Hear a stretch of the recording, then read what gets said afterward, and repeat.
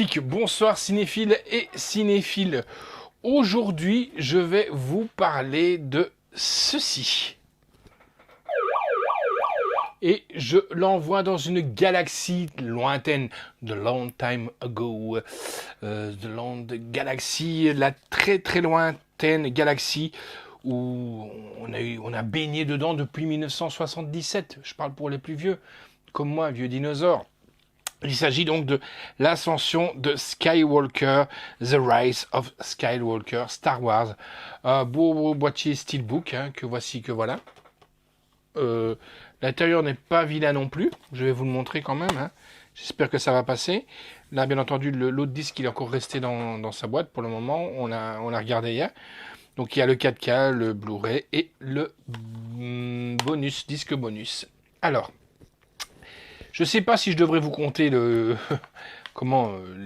l'histoire. Si vous avez, à mon avis, vous avez sûrement été le voir au cinéma.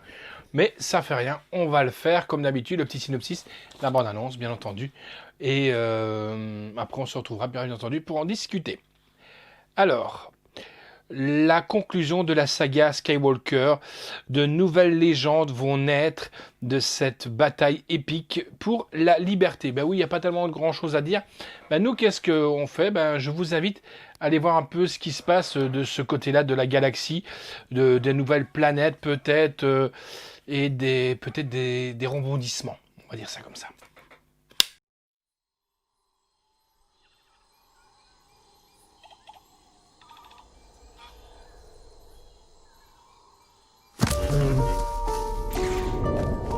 C'est un instinct.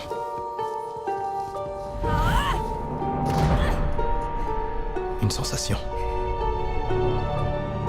La force nous a réunis.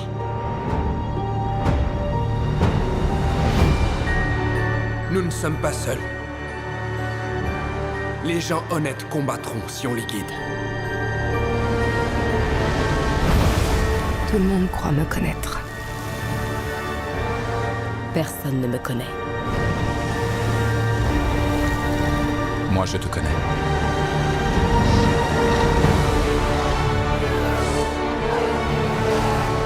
Longtemps, j'ai attendu. À présent, votre rapprochement.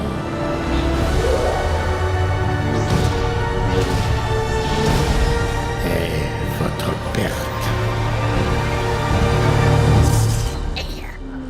Mais qu'est-ce que tu fais, Tropéo? Je regarde une dernière fois mes amis.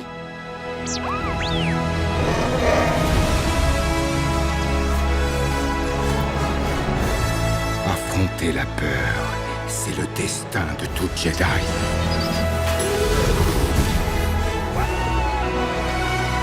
Ton destin.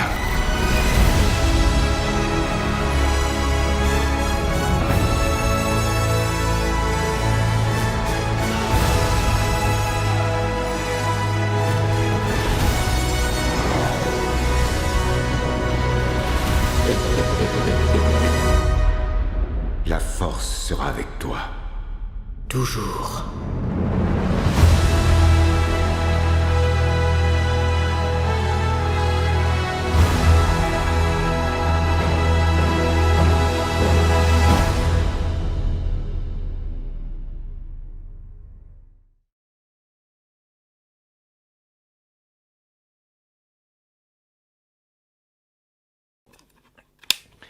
Alors, que dire sur ce 9e épisode Star Wars 9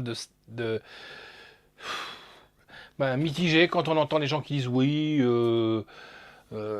ça sert à rien, d'autres je préfère les anciens.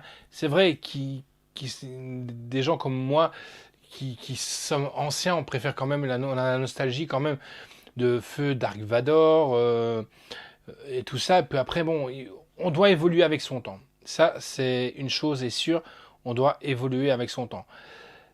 Mais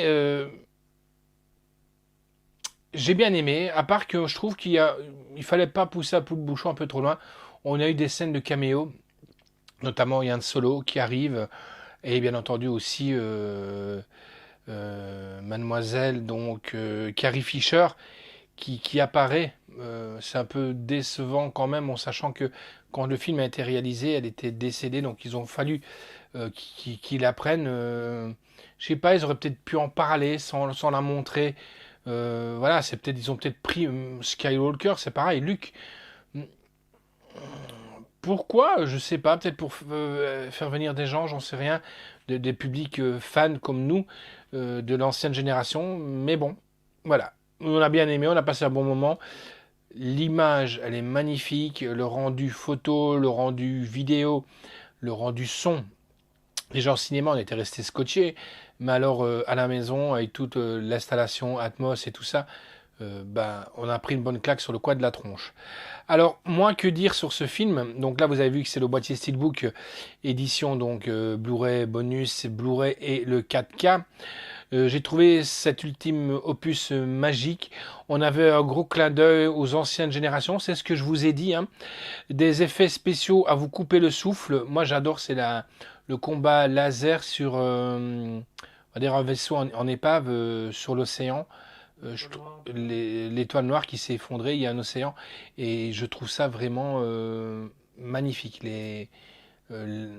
superbe. Donc l'action est au rendez-vous quasiment à tous les moments, des rebondissements extraordinaires, comme si George Lucas répondait à toutes nos attentes. Un film qui ne suit pas, qui ne suit, que je ne, oh, boum, je vais y arriver, cling. Un film que je ne suis pas prêt d'oublier, c'est vrai, comparé à certains épisodes où on était un peu resté sur notre faim. À croire que le réalisateur de génie est entré dans nos têtes. Merci encore pour ces 3 trilogies. Est-ce qu'il va encore y en avoir une? On n'en sait rien. Ce qui est un peu dommage maintenant, c'est la fameuse série sur Disney. Est-ce que bon, ils vont, à mon avis, connaissant Disney, ils vont avoir besoin des pépettes, donc ils vont sûrement penser à la sortir à la vente, je l'espère, pour les gens qui veulent fonctionner avec l'univers Disney. Notamment, il y a aussi les Ewoks et tout ça, que je tiens à en parler. Peut-être qu'un jour, je les chroniquerai aussi. Il faudrait que je les cherche dans le placard. On en parlera peut-être un jour. Alors, en piste audio, ben, on a du français, fatalement. Audio description anglais. Sous-titres italien, allemand, français. Sous-titres pour sourds et malentendants, anglais. La note que j'ai donnée, c'est un 9,5 sur 10. Réalisation, c'est de J.J. Abrams. Il a souvent été critiqué, mais c'est un mec, franchement, qui réalise vraiment des belles choses, notamment quand il a réalisé aussi le Star Trek ou les choses comme ça. Vraiment superbe. L'histoire originale, ben, tout le monde sait que c'est George Lucas, d'après ses personnages. Scénario de Derek Connolly, Colin Trevor Wow, Chris Terrio et J.J. Abrams. Production J.J. Abrams, Kathleen Kennedy, Michel Reisman, avec donc Mark Hamill, fatalement Luke, Carrie Fisher, Princess Leia, Adams Driver, qui donc, je trouve qui pète bien l'écran dans cette version, Daisy Ridley, Ian McDiarmid, John Boyega. La voix en original est de Andy Serkis qu'on a retrouvé aussi dans Gollum et des choses comme ça. Et dans King Kong aussi, oui, c'est ça. Personnage non humain, parce que bon, à un moment donné, il y a le fantôme de Luke Skywalker, Leia Organa, Chewbacca, C3PO, R2D2, Rey, personnage non humain, bien entendu, c'est comme je vous l'ai dit tout à l'heure. Alors, la musique est de John Williams. Petit aparté, il faut savoir que John Williams est un compositeur qui arrive à composer des fois une musique de film sans déjà avoir vu en première... Il fait un premier jet sans avoir vu le film. Et ça, c'est pas donné à tout le monde. Après, bien entendu, il doit rajouter certaines séquences pour certaines actions. Donc, par exemple, quand il y a quelque chose qui tombe, par exemple, à un moment donné, il va rajouter, par exemple, un coup de cymbale, un coup de grosse caisse ou quelque chose comme ça, ou de tambourin. Donc, mais je veux dire, il fait ses premiers jets sans d'abord avoir vu le film. Photographie est de Dean Meidel, montage est de Marianne Browdown et de Stephen Grub, décor est de Rick Carter et de Kevin Jenkins, costume est de Michael Kaplan, Effets visuels, Roger Guyette et de Marc Virisco. Durée du film 2h21, mais franchement, ça se laisse vraiment pas bien comparé, je vous dis, à certains épisodes qu'on trouvait un peu longs. Édition Lucasfilm, distribuée par Walt Disney Company France. Vidéo sortie donc le 5 juin 2020. Date de sortie en salle, c'était le 13 décembre 2017. Pourquoi sortie si tard ? On n'en sait rien du tout. Contenu, donc boîtier métal Steelbook contient donc le 4K, le Blu-ray du film en version Dolby Digital plus 7.1 et la Master Audio 7.1 en Atmos. Blu-ray du film. En bonus, on a l'héritage des Skywalker, coulisses et anecdotes d'une saga qui aura duré 42 ans. Ça me rajeunit pas, hein, bordel. Passana, la création de la poursuite du Speeder. Des aliens dans le désert, les aliens de Passana. D.O., la clé du passé, rencontre avec le nouveau droïde D.O. Warwick et fils, rencontre avec Warwick Davis et son fils Harrison, et les créateurs making of et créatures du film. Voilà, donc je vous conseille franchement, si vous avez on va dire tous les Star Wars et qu'il vous manque celui-là, de le prendre, et franchement, essayez de le prendre en 4K si vous avez le matos, ou si vous comptez par la suite acheter du 4K. C'est des films franchement à avoir vraiment haute résolution, quoi, parce qu'il y a vraiment de ces effets qui sont magnifiques. Donc voilà, Star Wars, donc l'ascension des Skywalker. Nous on se fixe rendez-vous à bientôt les amis, et je vous dis ciao.